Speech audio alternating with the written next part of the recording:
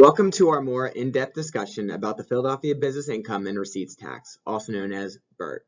My name is Grant Holland, and I'm a policy analyst for the Philadelphia Department of Revenue.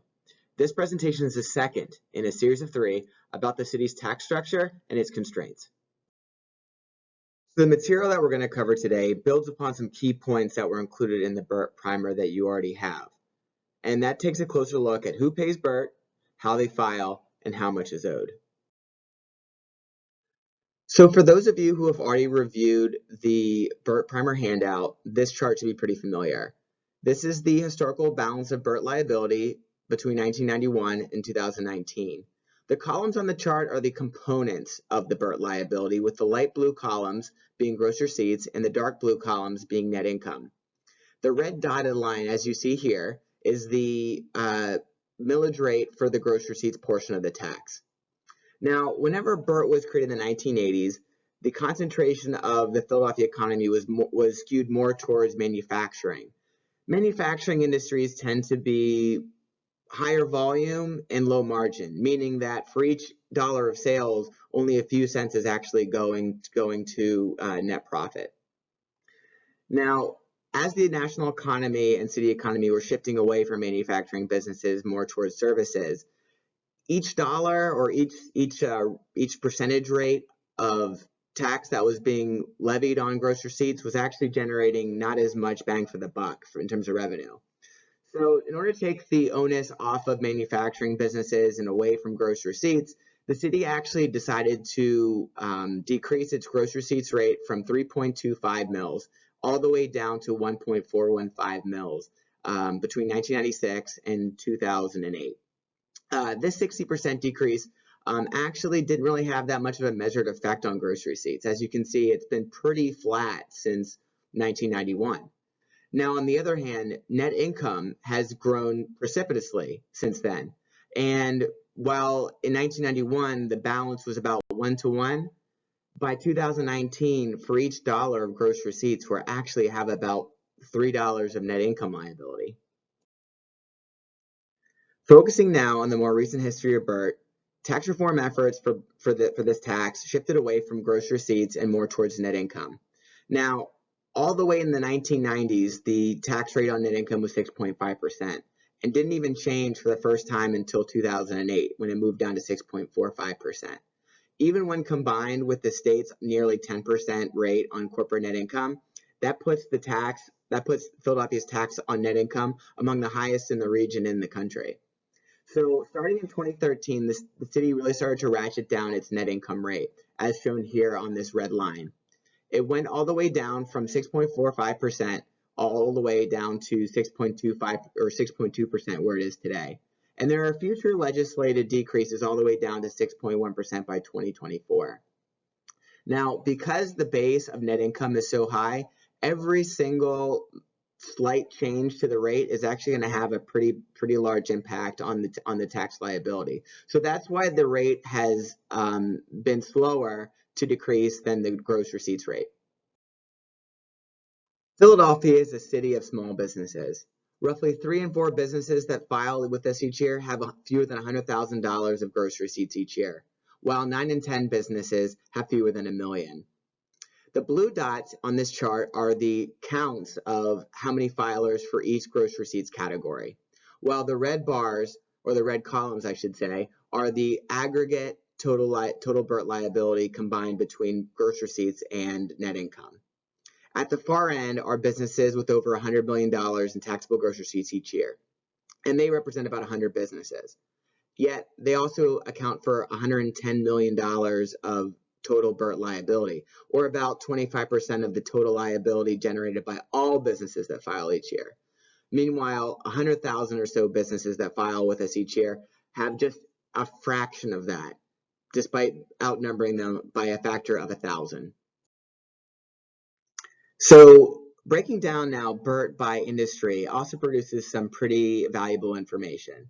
So in addition to the light blue and dark blue columns on previous slides representing gross receipts and net income, we've added this orange bar or orange column that is the total balance combined.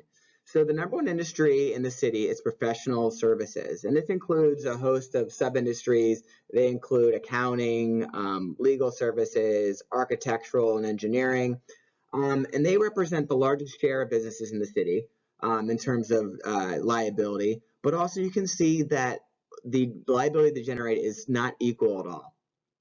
They only generate a few or a small percentage of their liability from gross receipts, while the lion's share comes from net income. Now, this is contrasted directly with retail trade. So we're talking about our big box retailers and our smaller boutique retailers and our neighborhood institutions. And that is more balanced between gross receipts and net income. But also shows you that for each dollar that is generated by retail trade, we're getting nearly 3 times that in liability from professional services. So putting that all together and looking at all these businesses and industries in the aggregate, about a quarter of all the liability generated is from professional services, while 15% is from real estate and another 9% is from retail trade. These 3 industries alone are about half of the total BIRT liability, with the remaining split between construction, finance, and everything else combined. So the city as a whole is pretty concentrated in 3 major industry categories. Now, in the first half of our presentation, we focused on who files and for how much. For the second half, we're going to focus on how businesses file. So in the city, there are 2 forms that businesses can use to file their returns each year. One is the easy and the other is the long return. As you can probably guess, the easy is the easier of the 2 to file. It's 2 pages long and it's geared towards businesses that have all of their activity inside the city. The long return has multiple schedules to it and can be utilized by businesses that have activity outside the city. They might be regulated by the state, or they might want to take advantage of some unique calculations in order to calculate their liability that I'm going to cover a little bit later. Now, of the 130,000 businesses that file each year, about 78 are easy filers. And this is directly shown here by the percentage of businesses in each of these taxable gross receipt categories that use the easy form. The larger you are in terms of taxable gross receipts, the less likely you are to use an easy return. As you can see, businesses with under $100,000 predominantly use the easy, while next to nobody in the $100 million category uses the easy, and they'll use the long return instead. Focusing now on some of those special filers that I hinted at on the previous slide, I'm going to be talking about some of the individual schedules on the long return. The first of which is the e-filers, or using Schedule E. Now, this schedule is designed for businesses that are in some select low margin categories. And so these are the manufacturers, retailers, and wholesalers. And these are the percentages that they apply to their gross receipts and gross receipts only. The reason why these rates are different than your run-of-the-mill 1.415 mils for everyone else is that they can actually deduct things like cost of goods sold from their taxable receipts and some labor costs associated with them. So what happens is their total taxable gross receipts is actually lowered, their base is lowered, but the rate is higher. So in some cases, these businesses actually have a lower gross receipts liability because of this schedule, and so they like to do so. But as you notice, only 365 or so actually take advantage of this schedule each year, which is about 0.3% of all filers. Now, while they only represent 2.2% of the total BIRT liability, they represent 4.2% of the total liability from gross receipts. So these businesses in particular tend to be more affected by the gross receipts tax, and that's why they tend to use this. Schedule. The next group of filers I'd like to briefly talk about from the long return are the HJ filers. And these filers are special because they are regulated by the Commonwealth of Pennsylvania. And so there are 2 different schedules. There's Schedule J and Schedule H. For Schedule J, they include businesses like utilities, insurance, and banks, and they pay their tax based on the lower of either the gross receipts or net income. For the Schedule H filers, these are businesses that are regulated directly by the PA Securities Act of 1972, and they include pretty much brokers of financial instruments. And when they calculate their tax, they pay their tax, or they calculate their tax based on with commissions and without commissions, and there's two different rates that they apply to those, and they pay on the higher. So of these two special groups, there's only about 120, and that is a even smaller share than the e-filers. However, as you notice, they do represent a large share compared to how many actual file. They bring in about $8 million each year, or about 2% of the total BIRT liability. So the next special way that businesses file isn't even part of BIRT at all. It's the net profits tax. And so this tax is actually a special tax outside of BIRT that is related to BIRT. So whenever businesses file their BIRT return and they record their net income, businesses that are filed as pass-through entities like individual sole proprietorships, partnerships, LLCs, or trusts that pass their income through to their shareholders, the tax is actually levied on that income that is passed to the shareholders. And that is at the same rate as the wage tax rate for residents and non-residents. So of the $3.5 billion in tax collections that the city collects each year, about 15% of that is from BIRT, while 2% is from the net profits tax, or NPT. So this is an important consideration when it comes to anytime you're affecting BIRT, you're going to affect NPT as well, based on how much net income is passed through and is collected via that tax vehicle. It's important to note here that NPT does not take the place of the net income portion of BIRT, but rather is a complement to it. So businesses that pass through profits to their partners or shareholders, they are required to pay, in addition to BIRT, the tax on NPT, the tax on net profits.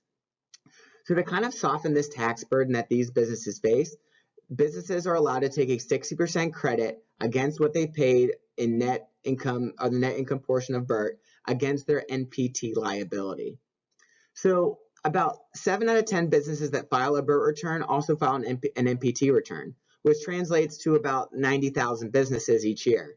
And these businesses generate, on average, $133 million of liability, of which $77 million is wiped out by that 60% credit.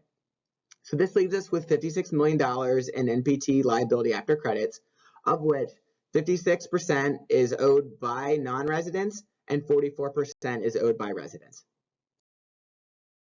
One last thing I'd like to mention is that businesses can lower their tax liabilities and decrease the cost of doing business in the city by participating in one of the city's various tax credit programs. Two of our more well-known utilized programs are the Community Development Corporation Tax Credit, or CDC Tax Credit, or the Job Creation Tax Credit. The CDC credit rewards businesses that make qualified investments in some of our local economic development community organizations. And the Job Creation Tax Credit rewards businesses that increase the amount of jobs that are available to Philadelphians.